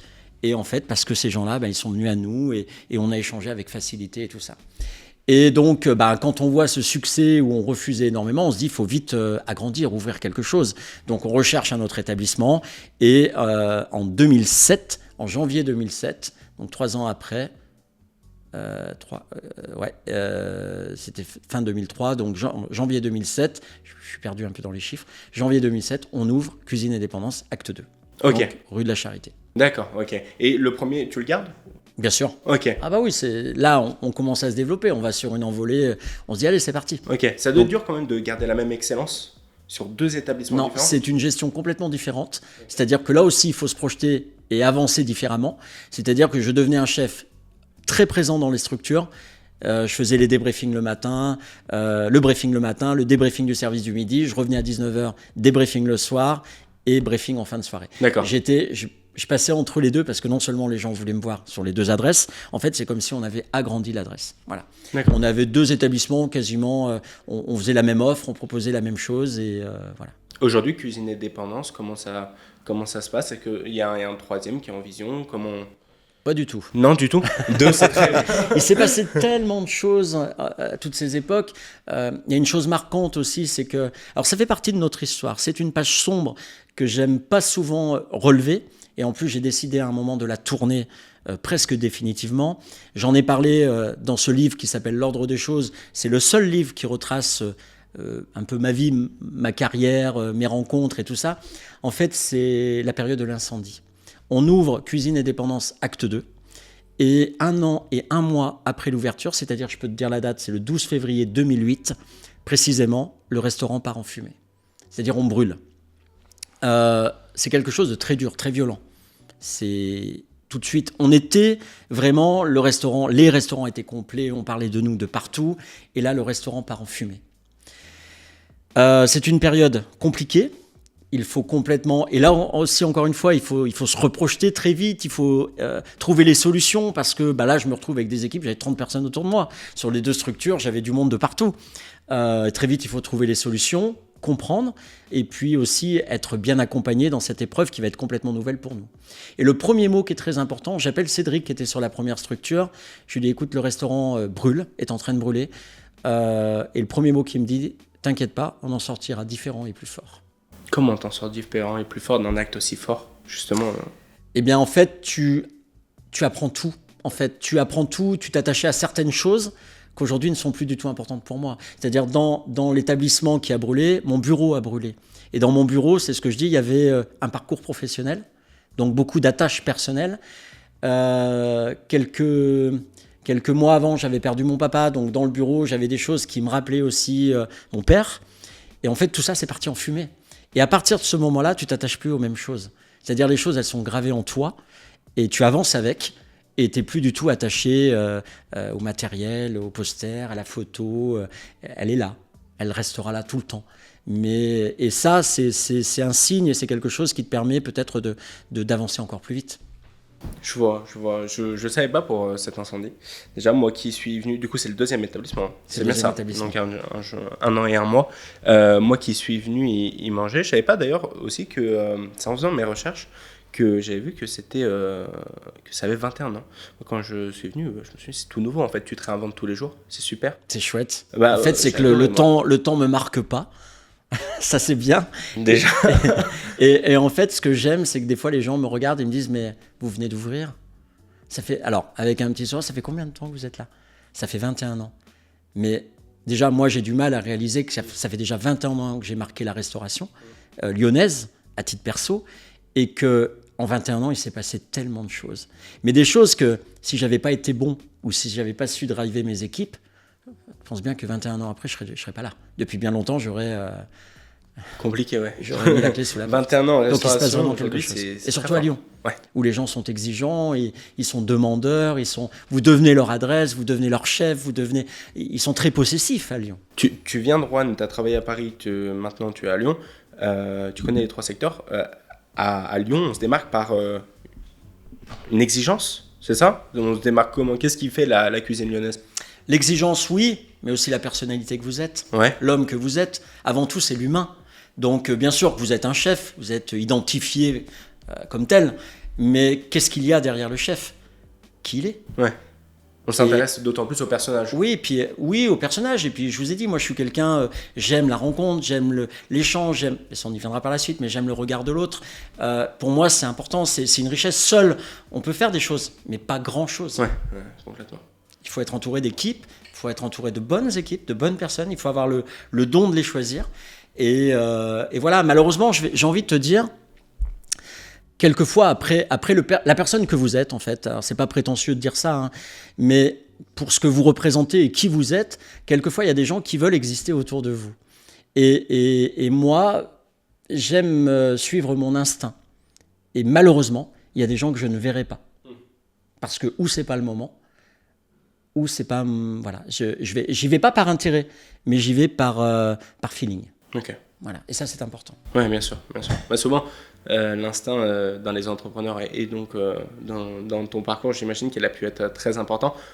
Il faut s'y fier quand même des fois, même si on ne peut pas vraiment l'expliquer, c'est important. C'est qu'il y a des choses qu'on ne peut pas expliquer, mais qu'on remarque. Il y a un ressenti, il y a quelque chose, et des fois, on veut aller contre, mais on en revient toujours à ce qu'on te dit dans la tête, à ce que tu ressens. Il y a des choses... Moi, il y a des j'observe beaucoup, je le redis parce que c'est important, mais il y a des attitudes, des comportements qui me font tout de suite ou bondir, je le montrerai pas, mais ça me permet d'analyser très vite en fait. Et ça, pour recruter du personnel, ça a été très important aussi pour moi.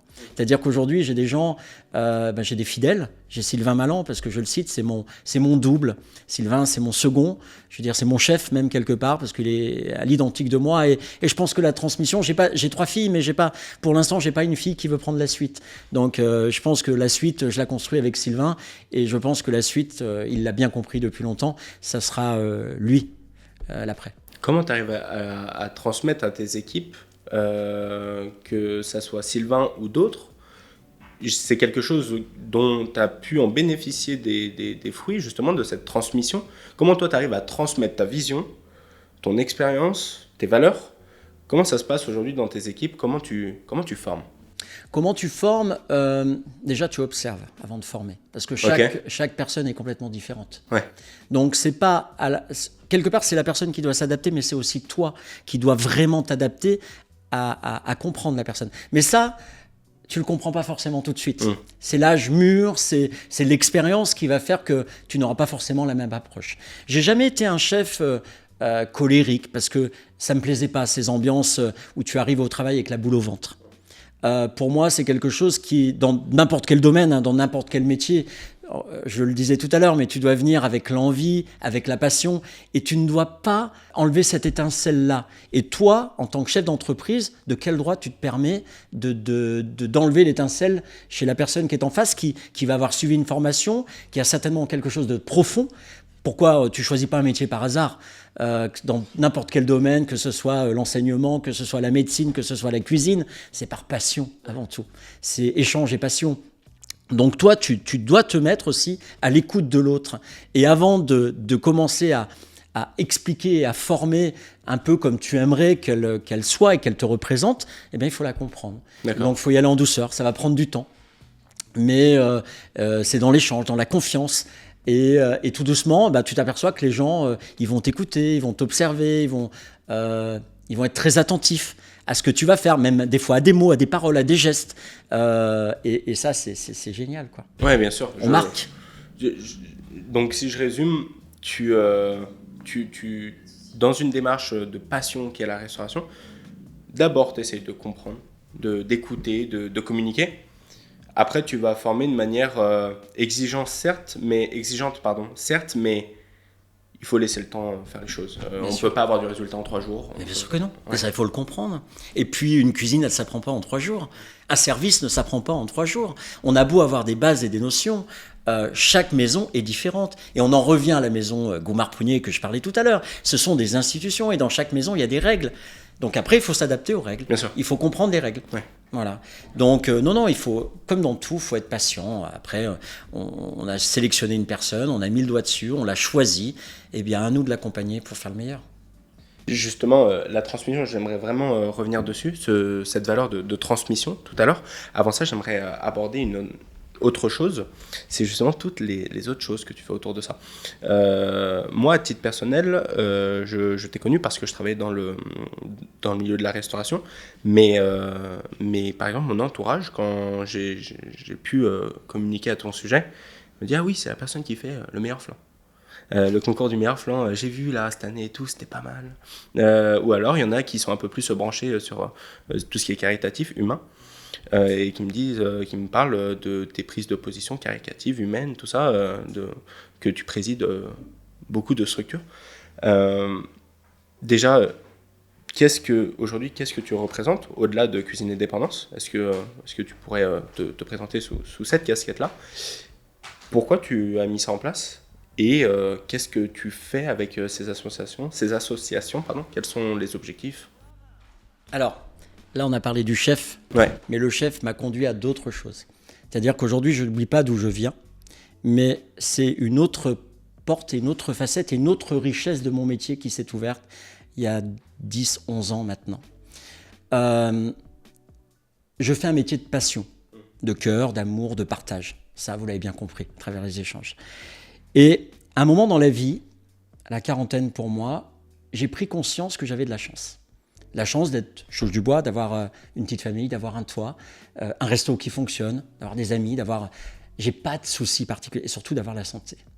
Ça, c'est ce qui est le plus important. Et je me suis dit, tout va bien. Regarde un peu ce qu'il y a autour et qu'est-ce que tu peux faire pour aider les autres. Tout le monde n'a pas accès à ta cuisine. Il y a des gens qui ne peuvent pas franchir la porte de ton établissement parce qu'ils n'en ont pas les moyens, ils ne se sentent pas à la hauteur.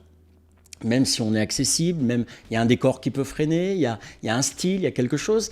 Et je me dis, essaye de regarder où on peut avoir besoin de toi. Très vite, je me suis aperçu qu'il y avait une détresse terrible tout autour, des choses que tu ne vois pas forcément, parce que, encore une fois, tu avances. Aujourd'hui, je côtoie beaucoup de jeunes. Moi, je suis très attentif à la jeunesse, je suis là aussi pour tendre la main auprès des jeunes. C'est mon relais, c'est ma motivation. Et on a une jeunesse qui est incroyable, il faut le dire. On a une jeunesse incroyable. Il faut juste, encore une fois, les écouter différemment, peut-être les comprendre, essayer de les comprendre différemment et apporter ton expérience, ton vécu, essayer de le transformer pour les aider. Donc cette jeunesse-là, elle est très importante. Et je me suis dit, voilà, aujourd'hui, tu vas peut-être pouvoir aider les enfants malades, les plus démunis, en fait les plus fragiles, les gens qui sont en détresse. Mais peut-être pas que les enfants, il peut y avoir les familles, parce que quand un enfant est touché par la maladie, et maintenant avec l'expérience je le vois, c'est pas un enfant uniquement, c'est une famille entière qui est emportée et qui doit changer complètement son fonctionnement. Donc je me suis dit aujourd'hui, ton métier, qui est riche, par les rencontres, par les échanges, par les produits que tu travailles. Alors oui, on travaille du foie gras, on travaille du caviar, on travaille du homard, de la langouste, tous des produits nobles qui ne sont pas accessibles à tous. Eh bien, ton savoir-faire, mets-le au service des autres. Donc, la base de tout ça, c'est la cuisine. Tu me parlais il y a un instant du flan. Mais il n'y a pas que le flan, il y a la soupe. Donc aujourd'hui, on peut m'appeler Monsieur Soupe. Pourquoi ? Parce que depuis 2013, je fais le plus gros événement solidaire à Lyon. Je porte les valeurs de la solidarité avec la soupe. C'est moi qui ai mis en place l'événement Soupe en Seine et j'en suis fier. Aujourd'hui, c'est un événement qui ne m'appartient plus. 12 ans après, aujourd'hui, il appartient complètement aux Lyonnais. Et ce qui est drôle, c'est qu'aujourd'hui, quand on me croise dans la rue, on me dit « Chef, vous revenez cette année pour faire Soupe en Seine ?» Je dis « Bien sûr, je serai là. » Bien évidemment, tant que j'aurai la force et la motivation. Alors, ça me demande un temps fou dans l'organisation. Les gens qui m'entourent, comme Lucas, les gens qui sont à mes côtés, Nicolas et bien d'autres, savent le temps que j'y passe et le travail et l'énergie que je donne. Donc quand l'événement est là, on a l'impression que tout est facile. Mais ça a été des mois et des mois de travail, d'équipes, de bénévoles qui m'entourent. Donc il y a la soupe, ça s'appelle Soupe en Seine. C'est un festival qui dure 3 jours. En quelques mots, c'est 250 bénévoles, c'est 7000 litres de soupe et c'est 40 artistes sur scène. Okay. Il y a la bûche. On bûche pour eux. Ça, c'est destiné à l'IHOP du Centre Léon Bérard. Donc ça, c'est 350 mètres de bûche. L'IHOP, pour ceux qui ne connaîtraient pas, c'est le centre c'est une branche à part du Centre Léon Bérard où on soigne les enfants qui sont atteints de cancer. Voilà. Donc l'IHOP, et je me suis dit, on va faire la bûche. On va faire ça un mercredi à Lyon, en période de Noël, à l'approche des fêtes de Noël. Je vais le faire avec des jeunes, le centre scolaire Les Maristes, parce que c'est des jeunes qui sont en bonne santé, qui sont motivés, pas forcément issus d'écoles de formation pâtissière et tout ça. Et on va fabriquer la plus grande bûche de Noël qu'on va vendre place de la République. Pour moi, la place de la République, elle est importante. Déjà par le nom qu'elle porte. C'est une valeur incroyable. République, c'est à la fois une place et une rue. Et quand j'ai voulu mettre le doigt et aider les gens qui étaient dans la rue, par le foyer Notre-Dame des Sans-Abris, je me suis dit, c'était le lieu qu'il me fallait. Je suis allé voir Gérard Collomb à l'époque, qui était maire de Lyon, et Gérard Collomb, c'est le premier qui m'a fait confiance et qui m'a dit, oui, on peut imaginer un événement place de la République, et je vous donne la possibilité de le faire.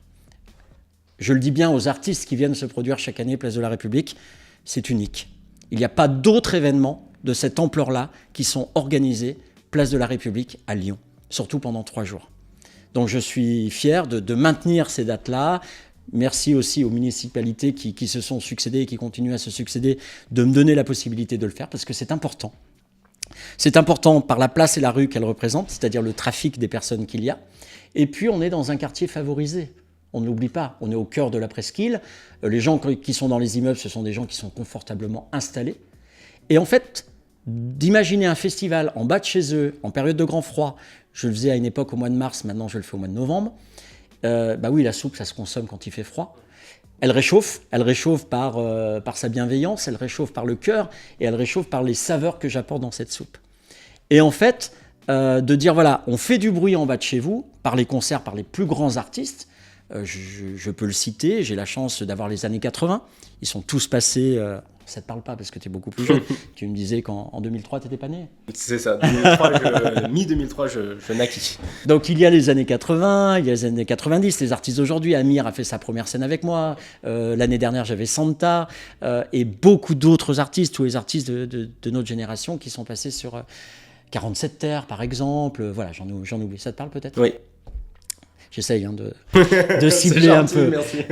Donc voilà, et c'est cette richesse de cet événement qui aujourd'hui rassemble 12 000 Lyonnais chaque année pour aider le foyer Notre-Dame des Sans-Abris. D'ailleurs, j'ai la fierté d'être devenu le parrain du centre d'accueil d'urgence Mère et Enfants à Perrache. Donc c'est un centre d'accueil qui accueille 70 mamans et 70 enfants parce que malheureusement, et je suis forcé de le dire, qu'en 2025, aujourd'hui, il y a encore des femmes qui accouchent dans la rue. Et ça, c'est pas tolérable. Ouais. Donc ce centre d'accueil, c'est vraiment l'urgence absolue. C'est-à-dire qu'on est là pour s'occuper en priorité, bien sûr, de la maman, mais de l'enfant, d'apporter les premiers vaccins, les premiers soutiens, les premiers papiers, quelquefois, et de prendre en charge cette famille et de pouvoir très vite les repositionner dans d'autres centres d'accueil du foyer Notre-Dame des Sans-Abri. Quelle fierté de les accompagner et d'être le parrain depuis 8 ans de ce centre d'accueil. Mais alors, sur un point de vue caritatif, est-ce qu'on peut avoir un petit listing très bref, parce qu'on pourrait s'y perdre. Tu es parrain de ce centre d'accueil. Oui.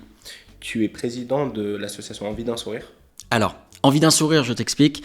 On parle de cuisine et dépendance, mais quand j'ai voulu me lancer dans le monde associatif, je me suis dit c'est pas cuisine et dépendance qui va supporter la structure, il faut monter en parallèle une association. Envie d'un sourire, c'est mon association que j'ai créée et je suis le parrain. Et aujourd'hui, tous les événements, que ce soit le flan, que ce soit la soupe ou la bûche, sont portés par l'association Envie d'un sourire. D'accord, ok. Voilà. Donc tu organises tous ces événements avec cette asso. Exactement. Okay. Et cette association aujourd'hui regroupe 250 bénévoles actifs. Depuis 2010, c'est ça ? Ouais, je crois depuis 2010. Les chiffres. Encore une fois, ça te montre que j'avance. Ouais. En fait, l'importance, elle n'est pas là pour moi. Bien sûr, c'est des repères, comme pour toi qui veux savoir, qui veut avancer avec moi. Mais pour moi, j'avance. Il y a peut-être un moment où je me retournerai et je ferai un tracé en disant voilà, à ce moment-là, j'ai fait ça, j'ai fait ça, j'ai fait ça. Pour le prochain livre. Peut-être. Nous, des restaurateurs, on en voit beaucoup. Alors, restaurateur, moi, j'aime bien parce que souvent, ça parle, ça communique. S'il y a un truc qui ne va pas, ils le font. Toi, ce qui est bien, c'est que tu agis avec ça. Notamment, le 16 mai dernier, tu as pris parole sur quelque chose de très fort. Moi, c'est la plus grosse prise de parole que j'ai vue de ta part et qui a autant rassemblé. C'était quant à la situation de la presqu'île lyonnaise pour la restauration et pour beaucoup d'autres commerces. Est-ce que tu peux remettre un peu en haleine pour ceux qui ne connaîtraient pas cette situation ? Qu'est-ce qui s'est passé ? Qu'est-ce qui t'a amené à prendre parole ? Alors, c'est pas d'aujourd'hui que je prends parole. Je prends positionnement depuis longtemps. J'ai la chance que ma voix est relayée. Ça, c'est important. Et je suis aussi le président des commerçants, quartier Charité-Bellecour, depuis 7 ans. Donc, j'ai une belle association au cœur de la ville que je défends, que j'emmène avec moi. J'ai beaucoup de commerçants. À savoir que l'on a passé des périodes très compliquées. Je le rappelle parce qu'il y a eu le Covid, il y a eu les Gilets jaunes, il y a eu l'attentat rue Victor Hugo. Donc tout ça pour les commerçants, pour le commerce, et surtout de centre-ville comme nous, comme la rue de la Charité, des périodes compliquées dans le business. On a passé ces périodes compliquées, j'ai toujours su les défendre et j'ai toujours été là pour porter leur parole. Pour moi, c'est une association de quartier, avec les valeurs d'un quartier. Donc on est soudés et tant que je serai leur président, je les défendrai. Et ça, ils le savent bien. Je mets à leur service, on va dire, un peu la notoriété. Je mets à leur service mon réseau et on avance ensemble. Aujourd'hui, la presqu'île est en pleine mutation. Ça n'a échappé à personne. Ouais. Simplement qu'il faut comprendre que, je le savais parce que Gérard Collomb nous recevait régulièrement en tant que président des commerçants. Il nous l'avait dit que la presqu'île allait complètement être modifiée dans les années à venir. Donc là, ça change actuellement, mais c'est pas uniquement Lyon. On s'aperçoit que c'est toutes les grandes villes, toutes les grandes métropoles qui sont en plein changement. Aujourd'hui, il y a une asphyxie totale par les travaux. Donc effectivement, on a changé les canalisations de gaz. Ça faisait 100 ans qu'on n'avait pas touché au réseau. Il fallait le faire, c'était une urgence, effectivement. Mais il y a eu d'autres travaux qui ont été mis en parallèle, qui ont complètement bloqué l'accès au centre-ville. Moi, il y a quelques semaines, les gens nous disaient « puisque c'est comme ça, on ne viendra plus à Lyon ». Ça, j'avais beaucoup de difficultés à l'entendre. Et j'étais là en disant « attention, ok, je vous écoute, mais Lyon restera Lyon, la presqu'île reste attractive, on ne peut pas se passer de la presqu'île. Et puis, c'est des changements qui vont aller dans le bon sens, parce qu'on va pouvoir avoir une circulation plus fluide, peut-être, mais il ne faut pas l'oublier non plus, cette circulation, elle est importante. Et le constat, il a été radical, c'est que les gens ne viennent plus à Lyon. Du jour au lendemain, c'est un arrêt total. C'est-à-dire que dans les rues, on entend les oiseaux. C'est pas normal pour un centre-ville. Et encore, c'est pas normal pour une ville comme Lyon. C'est-à-dire qu'aujourd'hui, une ville comme Lyon, c'est une ville dynamique. Je dis, on est le plus gros centre commercial, la presqu'île, je parle, qui est le plus gros centre commercial à ciel ouvert d'Europe. C'est incroyable, c'est le poumon économique de la ville. Comment on peut se priver de ces commerces ? J'ai alerté notre municipalité en place, en disant attention, à Lyon, on a des pépites. C'est un joyau, la presqu'île. Et aujourd'hui, nous sommes en train de sacrifier les commerces qui ont fait Lyon, des grands noms qui ont fait Lyon et qui font Lyon. C'est-à-dire ce sont de vrais savoir-faire. On ne trouvera pas, sans aucune critique, on ne trouvera pas ces identités, ces adresses-là au Village des Marques. Bien sûr. C'est-à-dire on vient à Lyon pour cette démarche-là. Et en contrepartie, le commerçant donne le meilleur pour accueillir dans les meilleures conditions son client. Et justement, aujourd'hui, c'est le combat direct face au e-commerce. Alors, on nous parle beaucoup du e-commerce, mais le e-commerce, il est là, il faut faire avec. Mais aujourd'hui, c'est au commerçant de donner le meilleur. Et quand un client franchit la porte de son établissement, c'est-à-dire quand il a eu la démarche de venir en voiture, de se garer assez loin et de venir au centre-ville et de pousser la porte du commerce pour avoir l'information nécessaire, il ne peut pas repartir sans rien. C'est-à-dire que le commerçant, il faut qu'il se remette en question. Parce que là, nous, on voit des gens qui marchent dans les rues, mais les commerces... Alors, on me dit qu'il n'y a jamais eu autant de fréquentation à Lyon. Peut-être, c'est vrai qu'on voit du monde. Mais ce ne sont pas des gens qui consomment. Ouais, c'est ça. Il n'y a pas de paquet dans les mains. On voit les rues pleines et les commerces vides. Bien ça en dit long. On en parlait tout à l'heure, en off. Tu me disais qu'aujourd'hui, je vais dans la presqu'île, la plupart des restaurants sont vides. Moi, ce que je vis aujourd'hui, c'est une situation inédite. C'est du jamais vu. Ça fait 21 ans que je suis à Lyon. J'ai un restaurant, je ne suis pas là par hasard. Par contre, moi, je veux midi et soir recevoir du monde. Mon établissement est prêt à recevoir du monde. Simplement qu'on me prive, on me met des barrières tout autour de l'établissement. C'est un peu exagéré, mais c'est presque ça, pour empêcher les gens de venir en presqu'île. Ça faisait un petit moment que tu tirais la sonnette d'alarme là-dessus. Donc le 16 mai, tu prends parole publiquement. Ça fait un écho, ça a eu sa portée. Il y a eu des changements ? Je m'aperçois de certaines choses. On me consulte beaucoup. Et je consulte beaucoup. Mairie centrale, j'ai rencontré Grégory Doucet, notre maire de Lyon. J'ai rencontré quasiment tous les candidats qui vont, parce que là on est en période électorale maintenant, donc tous les candidats qui peuvent espérer d'être le prochain maire de Lyon. Et j'ai beaucoup échangé. Je commence aujourd'hui à savoir ce que je vais faire, parce que j'avais besoin de consulter et de comprendre certaines choses. Je ne suis pas issu de la politique, et je ne suis pas un politique. Je suis un commerçant. Un commerçant, on le sait, engagé pour les autres, mais engagé aussi pour ma ville. Moi, j'aime Lyon. Lyon m'a accueilli il y a 21 ans les bras ouverts. Et aujourd'hui, ça me fait mal de voir ma presqu'île, alors peut-être se transformer, mais surtout se détruire. Pour moi, il y a beaucoup de choses qui se font sans concertation. On est souvent disponible pour pouvoir être à l'écoute, avancer ensemble. Je pense qu'il ne faut pas venir nous consulter quand c'est trop tard, quand le mal est fait.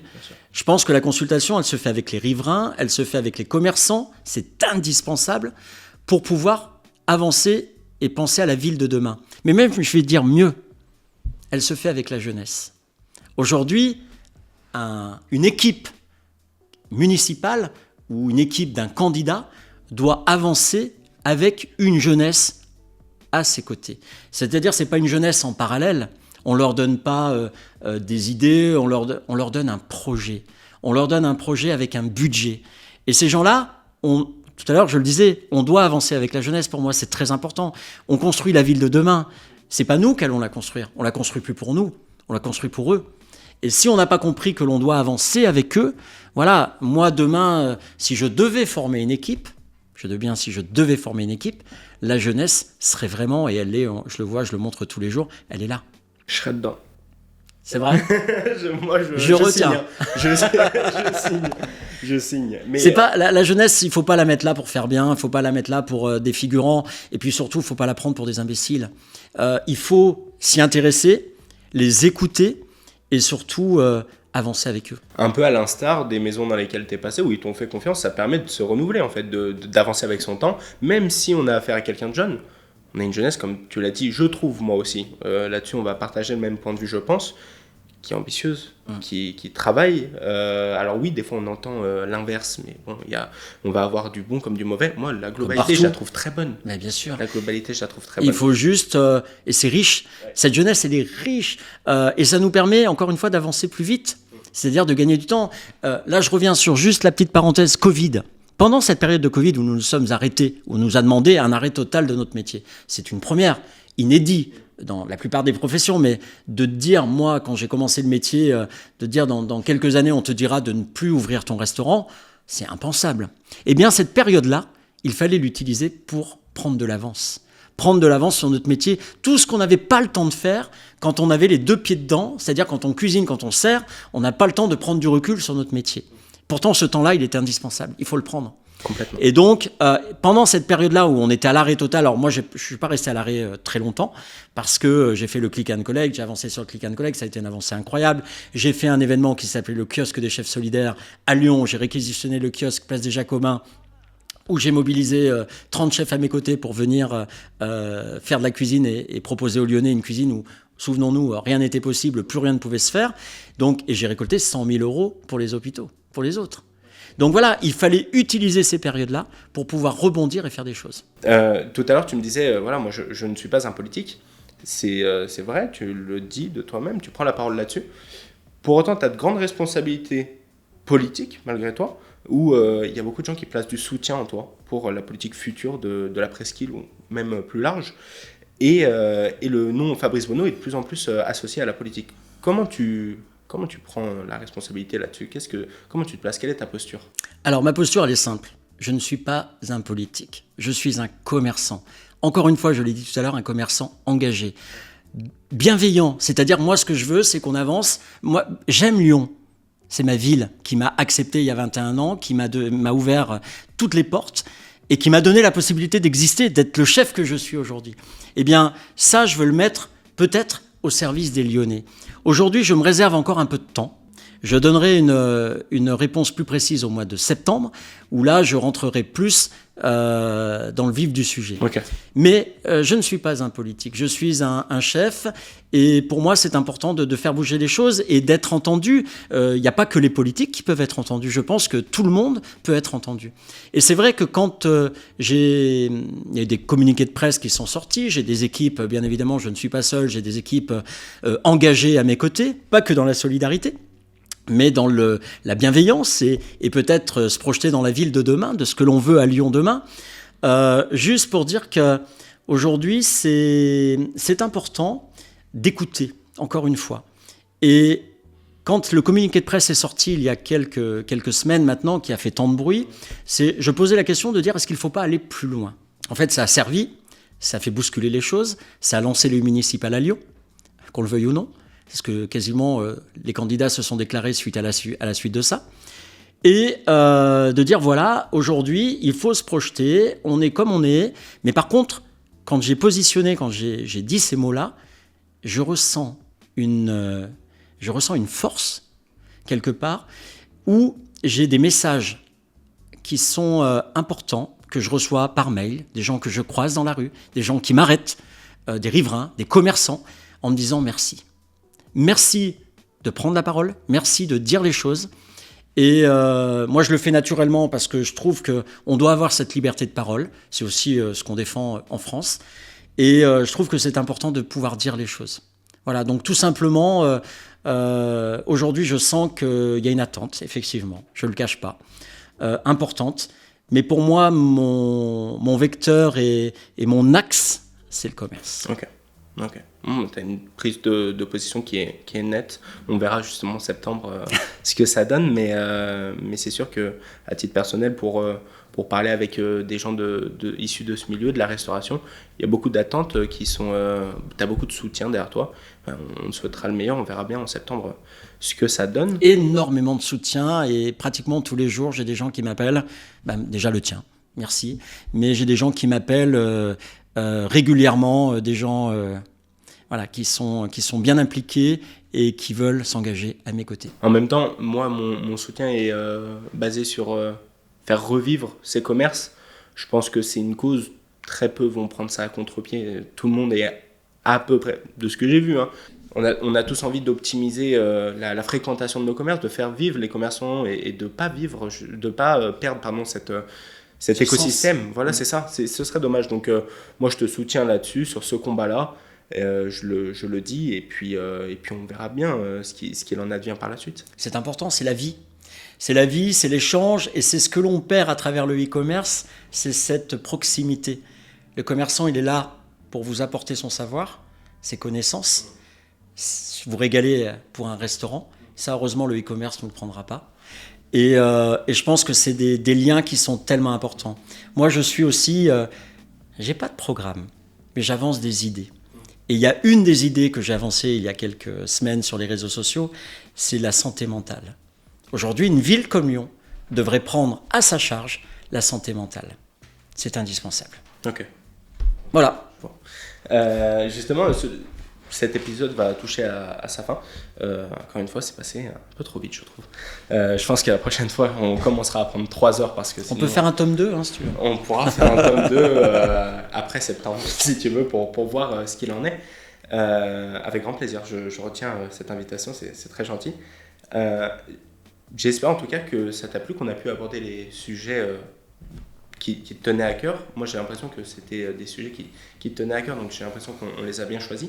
Est-ce que j'essaye toujours d'avoir une recommandation d'un invité? Est-ce qu'il y a quelqu'un que tu verrais bien à ta place pour prendre parole sur certains sujets, notamment la restauration ou l'entrepreneuriat?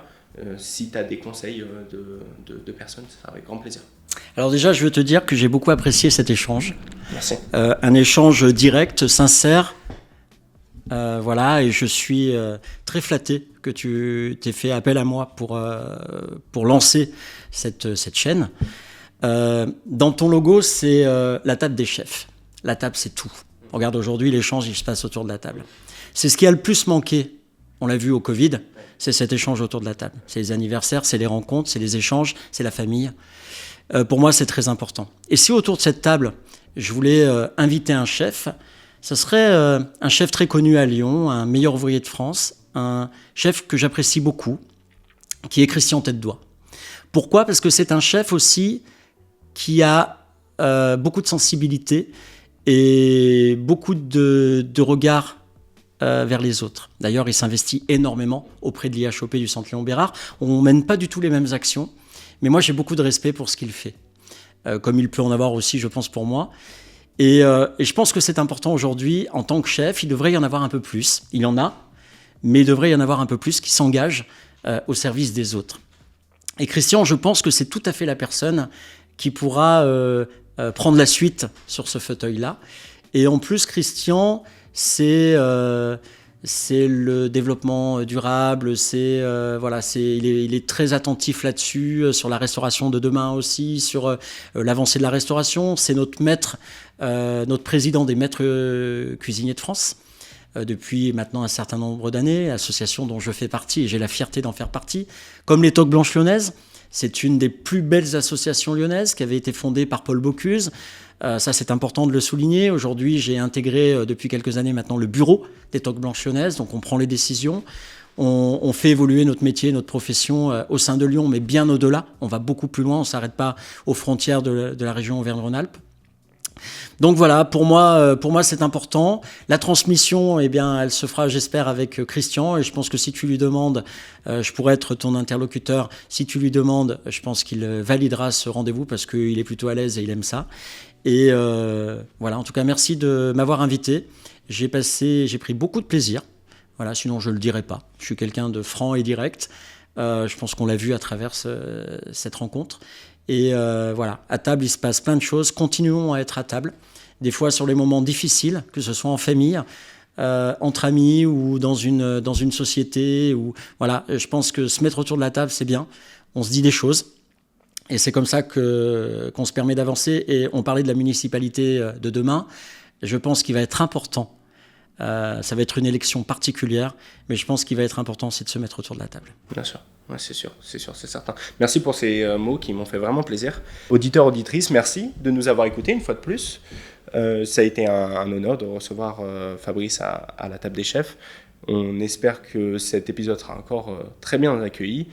On écoute vos retours. N'hésitez pas à nous donner des recours en commentaire, en message privé, peu importe. On va les écouter. N'hésitez pas à nous soumettre des idées de personnes. Justement, Christian Tête-Doigt, c'est sûr que ça pourrait être un très bel épisode. En attendant, je vous laisse avec les mots de Fabrice et je vous dis à la prochaine à la table des chefs. Moi, j'ai envie de dire une chose. Il faut rester attentif. Attentif du monde qui se passe autour de nous. Attentif de chaque instant, dans nos familles, dans nos foyers, dans notre travail. Il faut prendre de la passion aussi. Et encore une fois, j'ai envie de vous dire, je vous l'ai dit tout à l'heure, faites le métier que vous aimez. Ça, je le dis à la jeunesse. Prenez du plaisir dans tout ce que vous faites. Mais surtout, ce qui est très important, c'est l'humain. Et ça, vous l'avez bien compris. Pour moi, du moment que j'ai pris conscience qu'il fallait se tourner vers l'autre, qu'il fallait donner du temps aux autres, c'est un bienfait personnel qui est inexplicable, qui est presque égoïste. Parce qu'aujourd'hui, quand je remets les chèques avec les missions accomplies auprès des centres d'urgence, je m'aperçois que ça me fait un bien personnel qui est inexplicable. Eh bien ça, je le souhaite à chacun de s'investir à son niveau. On n'est pas obligé d'avoir des budgets, on n'est pas obligé d'avoir du temps. Voilà. Il faut quelquefois retrousser les manches et de se dire, allez, je vais donner un petit coup de main. Et le petit coup de main, il n'est pas petit en fait, il est très important. Et aujourd'hui, on s'aperçoit qu'avec la société que nous vivons, on est tous dans l'action du moment, on est tous précipités dans l'urgence.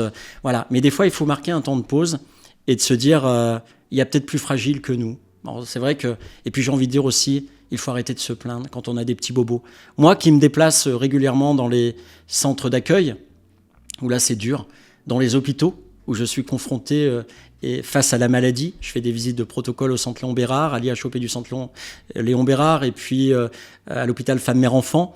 Là, je côtoie bien sûr le monde soignant, où là, encore une fois, je leur dis beaucoup de respect pour le travail qu'ils font et qu'ils fournissent au quotidien, pas forcément dans des conditions faciles. Mais je côtoie des enfants, je côtoie des familles, et le plus important aujourd'hui du temps que je dois donner, il est pour eux. Voilà, et je le donne, et faites-en autant.